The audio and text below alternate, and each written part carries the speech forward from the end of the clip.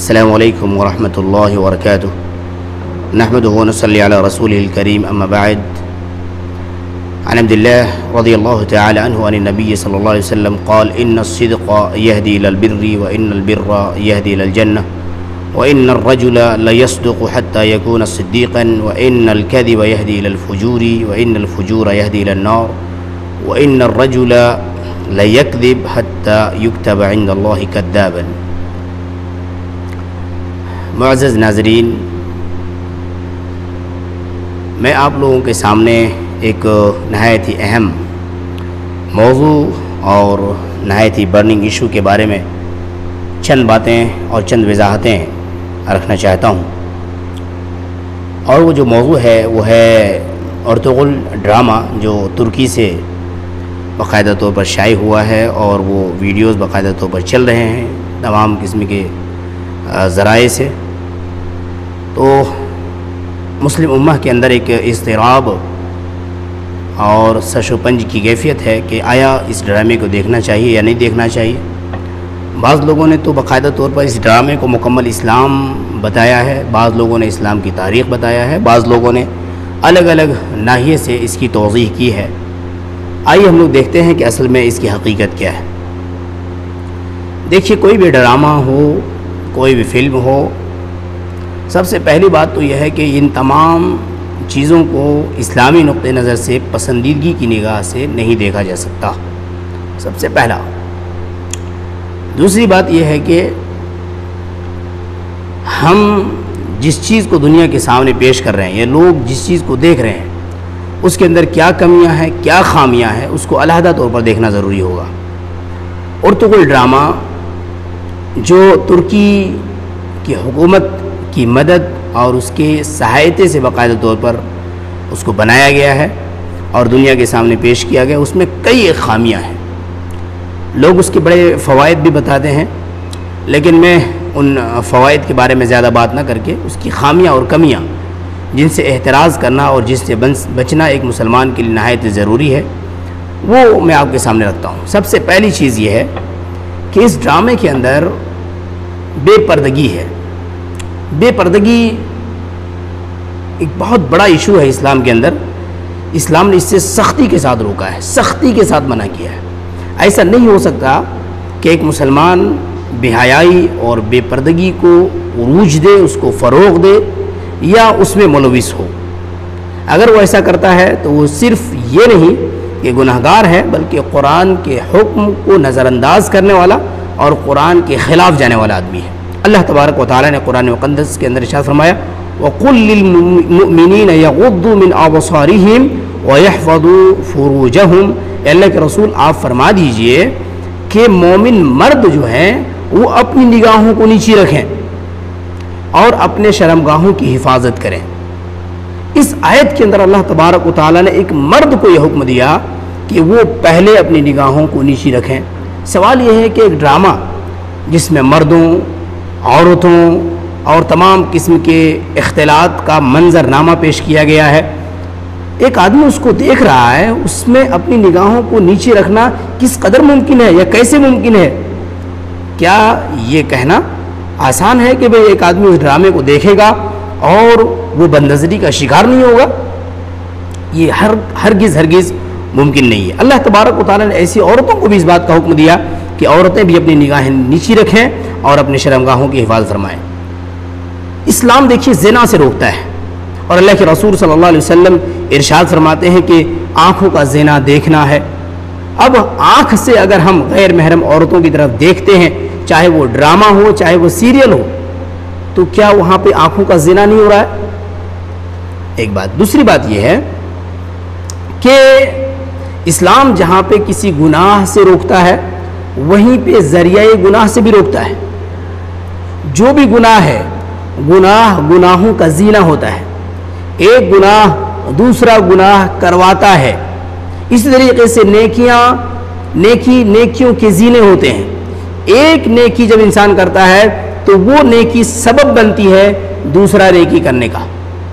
اللہ کے رسول صلی اللہ علیہ وسلم نے ارشاد فرمایا، حضرت عبداللہ رضی اللہ تعالیٰ عنہ بیان کرتے ہیں، اللہ کے رسول نے فرمایا ان الصدق یہدی الی البر، انسان سچ بولتا ہے تو اس کی یہ سچائی اسے نیکیوں کی طرف لے کر کے جاتی ہے، نیکیوں کی ہدایت کرتی ہے، نیکیوں کی رہنمائی کرتی ہے۔ اور اسی طریقے سے وَإِنَّ الْبِرَّ يَهْدِي إِلَى الْجَنَّةِ، انسان جب نیکیاں کرتا ہے تو وہ جنت پہنچتا ہے، نیکیاں اس کو جنت کی رہنمائی کرتی ہے۔ وَإِنَّ الرَّجُلَ لَيَصْدُقُ حَتَّى يَكُونَ صِدِّيقًا، اور ایک مومن بندہ سچ بولتا رہتا ہے، سچ بولتا رہتا ہے یہاں تک کہ وہ صدیق کے مقام تک پہنچ جاتا ہے۔ وَإِنَّ الْكَذِبَ يَهْدِي إِلَى الْفُجُورِ، اور جھوٹ گناہوں کا داعیہ ہوتا ہے۔ وَإِنَّ الْفُجُورَ يَهْدِي إِلَى النَّارِ، اور جو گناہ ہے وہ آگ یعنی جہنم کی طرف لے جانے والا ہوتا ہے۔ وَإِنَّ الْفُجُورَ يَهْدِي إِلَى النَّارِ وَإِنَّ الرَّجُلَ لَيَكْذِبُ حَتَّى يُكْتَبَ عِندَ اللَّهِ كَذَّابًا، اور ایک مومن بندہ ہو یا کوئی بھی شخص ہو وہ جھوٹ بولتا رہتا ہے یہاں تک کہ اس کا شمار کذاب میں ہوتا ہے۔ میں صرف اتنی بات کہنا چاہ رہا ہوں کہ اس ڈرامے کے اندر کتنی خوبیاں ہیں مجھے اس سے کوئی لینا دینا نہیں۔ کیا اس ڈرامے کے اندر گناہ کی چیزیں نہیں ہیں؟ کیا اس میں بے پردگی نہیں ہے؟ جیسا کہ میں نے اس سے پہلے یہ بات واضح کر دی، اللہ تبارک و تعالیٰ نے بے پردگی کو شدت کے ساتھ اور سختی کے ساتھ قرآن مقدس کے اندر منع فرمایا ہے۔ اسی طریقے سے اس ڈرامے کے اندر ایک خطرناک چیز جو ہے وہ ہے بہت سارے واقعات جھوٹے بیان کیے گئے ہیں، یعنی اس کا تاریخ سے کوئی تعلق نہیں ہے۔ اس میں جو ایکشن دکھایا گیا ہے وہ جھوٹے ہیں، جو چیزیں اس میں بتائی گئی ہیں اس میں بہت ساری چیزیں جھوٹی ہیں۔ سوال یہ ہے کیا جھوٹ ہدایت کا ذریعہ بن سکتا ہے؟ ہرگز نہیں۔ جھوٹ گناہوں کی بنیاد تو ہو سکتا ہے لیکن سچائی کی بنیاد جھوٹ نہیں ہو سکتا۔ اللہ تبارک و تعالیٰ نے ہمیں اور آپ کو جھوٹ سے سختی اور شدت کے ساتھ منع کیا ہے۔ بہت سارے لوگ یہ بھی کہتے ہیں کہ یہ ڈرامہ جو ہے نا یہ انسان اگر دیکھے گا تو اس کو تاریخ کا علم حاصل ہوگا، اس کو اسلام کے عروج کے بارے میں جانکاری ملے گی، اس کے اندر ایک جذبہ پیدا ہوگا، اس کا ایمان جو ہے نا وہ بیدار ہوگا، اس کے ایمان میں تازگی آئے گی۔ میں کہتا ہوں کہ ایسا ہرگز نہیں ہو سکتا، ایسا ہرگز نہیں ہو سکتا۔ آپ کہیں گے ایسا کیوں نہیں ہو سکتا؟ اس کی وجہ ہے، اس کی وجہ یہ ہے کہ انسانی نفسیات کا معاملہ کیا ہے کہ انسان جن چیزوں کو دیکھتا ہے، جن چیزوں کو سنتا ہے، ان تمام چیزوں سے بیک وقت متاثر ہو رہا ہوتا ہے، بیک وقت متاثر ہو رہا ہوتا ہے۔ آپ اس کو یہ سمجھا رہے ہیں کہ بھئی آپ کو تاریخ کا گیان ہوگا، تاریخ کا علم ہوگا، تو اس کو چاہیے کہ وہ خالص تاریخ پڑھے، خالص تاریخ پڑھے، کیونکہ دماغ اپنی تمام قسم کی ڈائیورژن کے باوجود، تقسیم کے باوجود، اختلاف کے باوجود وہ علم کو باقی نہیں رکھ پاتا، وہ دماغ اس کو محفوظ نہیں رکھتا بلکہ بھول جاتا ہے انسان۔ اگر کسی کو تاریخ حاصل کرنی ہے تو اس کو چاہیے کہ وہ تاریخ کی کتابیں پڑھے۔ میں آپ کو صرف اتنی سی بات کہنا چاہتا ہوں کہ ایک انسان 10 منٹ ایک حدیث کا درس نہیں سن سکتا، ایک انسان 10 منٹ قرآن کی تعلیم میں بیٹھ نہیں سکتا، ایک انسان 10 منٹ اسلامی شریعہ کو پڑھنے کے لیے وقت نہیں نکال سکتا۔ سوچئے وہی انسان گھنٹوں بیٹھ کر کے ایک ڈرامے کو کیوں کر دیکھ سکتا ہے؟ اس کا مطلب یہ ہے کہ اس ڈرامے کے اندر وہ چیزیں ہیں جو اس کے تفریح طبع اور اس کے مزاج کے مطابق ہے۔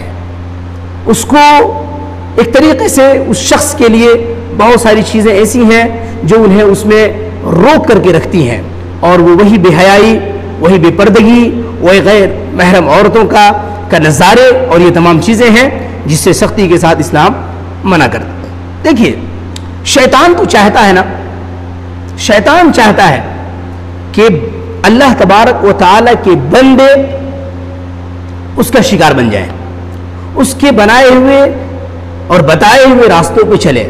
اللہ تبارک و تعالیٰ نے جب حضرت آدم علیہ السلام کو سجدہ کرنے کا فرشتوں کو حکم دیا تھا، اس وقت جب ابلیس نے سجدہ نہیں کیا تو اللہ تبارک و تعالیٰ سے اس نے بعد میں مہلت مانگی۔ اللہ نے کہا ٹھیک ہے میں تمہیں قیامت تک کے لیے مہلت دیتا ہوں۔ تو شیطان نے کیا کہا؟ شیطان نے یہ کہا اے اللہ تبارک و تعالیٰ، تیرے اس مہلت دینے کے بعد میں تیرے بندوں کے گناہوں کو خوبصورت بنا کر کے پیش کروں گا اس کے سامنے، میں اس کے اوپر حملہ کروں گا، دائیں سے بائیں سے آگے سے پیچھے سے ہر جانب سے میں اس کے اوپر حملہ کروں گا، گناہوں کو خوبصورت بنا کر کے پیش کروں گا۔ کیا آپ کو نہیں لگتا ہے کہ یہ بے پردگی، یہ جھوٹ، یہ ضیاء وقت اور دیگر تمام قسم کی فضولیات اور تمام قسم کے گناہ کے کاموں کو آج اسلام کے نام پر، افسوس کی بات یہ ہے کہ اسلام کے نام پر دنیا کے سامنے، خصوصاً نوجوانوں کے سامنے رکھا گیا ہے؟ تو ذرا بتائیے، کیا ایک نوجوان کے لیے آج کی تاریخ میں اس ڈرامے سے بچنا ایک مشکل ترین امر نہیں ہے؟ کیونکہ اسلام کے نام پر جب کوئی گناہ پروسا جاتا ہے تو اس سے بچنا اور بھی زیادہ مشکل ہوتا ہے۔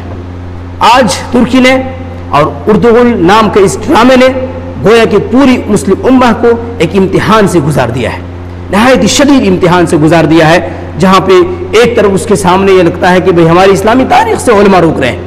علماء آپ کو اسلامی تاریخ سے نہیں روک رہے ہیں، علماء آپ سے یہ کہہ رہے ہیں کہ آپ کو تاریخ پڑھنی ہے تو تاریخ کی کتابوں سے پڑھو، آپ فحش راستوں سے، بے حیائی کے ذریعوں سے، ناچ سے، گانوں سے، میوزک سے اور دیگر ذرائعوں سے آپ اسلامی تاریخ کو نہیں سیکھ سکتے۔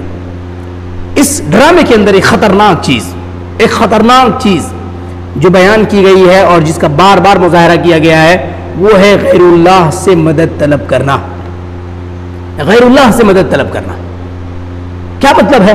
یعنی ایک آدمی جو اس ڈرامے کو گھنٹوں دیکھے گا، اس کا یہ سیریل بہت لمبا ہے، کتنا مجھے صحیح سے معلوم بھی نہیں ہے کہ کتنے زیادہ لمبا ہے، پر بہت لمبا ہے۔ اگر اتنے گھنٹے ایک آدمی غیر اللہ سے مدد مانگی جا رہی حالات کے ساتھ گزارے گا، بے پردگی کے ساتھ گزارے گا، جھوٹ کے ساتھ گزارے گا، ضیاء وقت کے ساتھ گزارے گا اور شیطان کا ساتھی بن کر کے گزارے گا، تو کیا آپ کو نہیں لگتا کہ اس کے سامنے بے حیائی کی جو شناعت اور اس کی جو قباحت اور اس کی جو برائی ہے وہ کم ہو جائے گی؟ ایک انسان جو ایسے ماحول میں رہتا ہے جہاں پہ ہر آدمی گالی دے رہا ہو تو اس کی نظر میں گالی کی جو قباحت ہے وہ کم ہو جاتی ہے۔ کوئی انسان گالی دیتا ہے تو اس کو وہ جھٹکا نہیں لگتا جو انسان ایسے ماحول میں کبھی نہیں رہتا۔ معلوم یہ ہوا کہ برائی کے ساتھ رہ کر کے انسان برائی کو معمولی سمجھنے لگتا ہے، اور اسی انداز کی باتیں آپ جب اس ڈرامے کے ساتھ دیکھیں گے تو ایسے لوگ جو اس ڈراموں میں وقت دیں گے تو ظاہر سی بات ہے اس کی نظر میں بے پردگی کی قباحت ختم ہوگی، اس کی نظر میں غیر اللہ سے مدد طلب کرنے کی جو قباحت اور جو یہ شرکیہ جملہ ہے اس کو وہ اس شدت کے ساتھ برائی نہیں سمجھے گا جس شدت کے ساتھ اس کو قرآن میں برائی بتایا گیا ہے۔ اسی طریقے سے اس ڈرامے کے بارے میں بعض لوگ یہ کہتے ہیں کہ بھئی یہ ڈرامہ جو ہے نا ہمارے اندر ایک جوش اور ایک جذبہ پیدا کرتا ہے، ایک جوش ایک جذبہ پیدا کرتا ہے، ہمارے ایمان کو یہ ابھارتا ہے۔ میں کہتا ہوں اللہ تبارک و تعالی نے ایمان کے اضافے کے لیے، ایمان میں تازگی پیدا کرنے کے لیے قرآن کو نازل کیا ہے۔ ذرا دیکھیے آج ہمارے گھروں میں قرآن الگ الگ طریقے سے الماریوں میں سجائے ہوئے، جزدانوں میں بند، الگ الگ قسم کی چیزوں میں اس کو ہم نے سجا اور رچا اور بسا کر کے رکھ دیا ہے۔ ہم قرآن سے اپنے ایمان کو تازگی نہیں دینا چاہتے، ہم اللہ کے رسول کی سیرت سے اپنے ایمان کو تازگی نہیں دینا چاہتے، ہم صحابہ کرام کے ایمان افروز واقعات سے اپنے ایمان کو تازگی نہیں دینا چاہتے، ہم اسلام کی سنہرے واقعات سے اپنے ایمان کو تازگی نہیں دینا چاہتے۔ ہم اور آپ اپنے ایمان کو تازگی دینا چاہتے ہیں تو ڈراموں سے۔ کیوں؟ اس لیے کہ وہاں پہ ہمارے اور آپ کے مطلب کی وہ چیزیں ہیں جو ہم اسلام کے علاوہ نام دے کر کے آسانی کے ساتھ نہیں دیکھ پاتے، یعنی اسلام کا ایک پردہ اور ایک چولا ڈال کر کے ہم غیر اسلامی چیزوں کو اختیار کرنے کے طرف گامزن ہو چکے ہیں۔ یہ بہت بڑا نقصان کا سودا ہوگا مسلمانوں کے لیے۔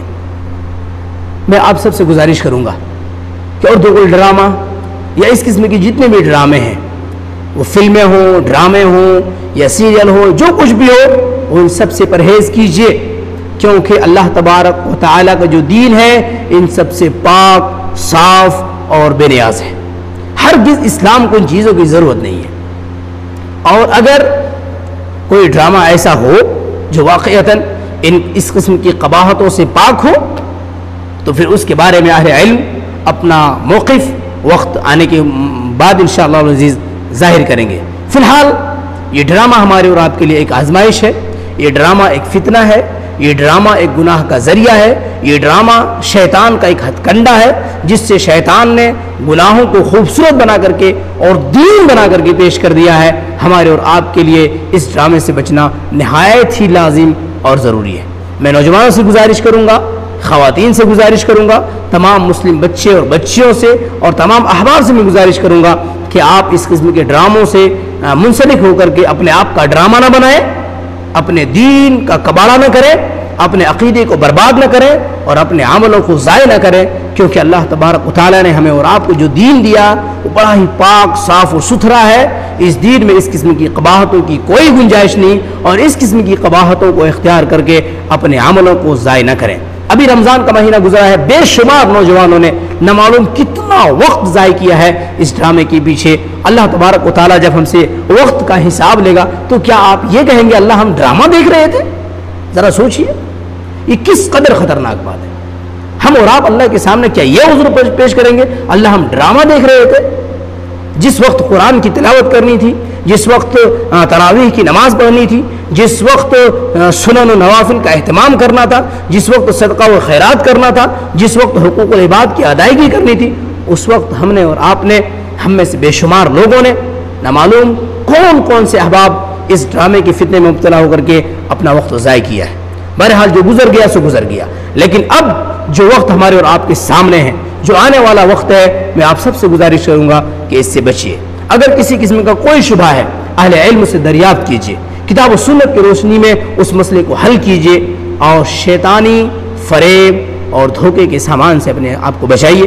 میں آخر میں اللہ تبارک و تعالیٰ سے دعا کروں گا، اللہ تبارک و تعالیٰ ہم تمام مسلمانوں کو یہ اور اس جیسے تمام دیگر فتنوں سے ہم سب کی حفاظت فرمائے۔ آمین، تقبل رب العالمین۔ السلام علیکم ورحمۃ اللہ وبرکاتہ۔